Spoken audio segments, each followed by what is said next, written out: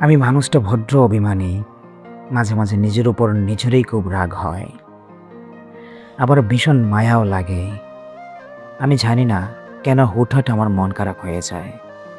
কেন আমি এমন সব মানুষের উপর অভিমান করে বসি যারা আমার অস্তিত্বের কবরটুকুও রাখে না, যারা আমায় চায় না, যাদের কাছে আমার সময়ের কোনো মূল্য নেই।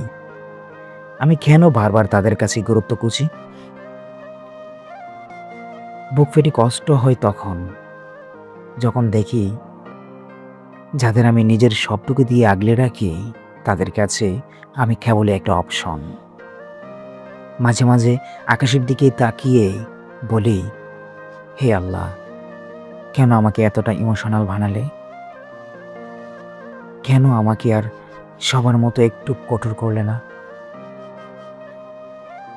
একটু পাথর হওয়া কি খুব প্রয়োজন ছিল না আমার এই পৃথিবীতে টিকে থাকার জন্য? সব কিছুর উপর থেকে এখন মন উঠে যাচ্ছে। চারদিকের এত মানুষের ভিড়েও নিজেকে ভীষণ একা মনে হয়।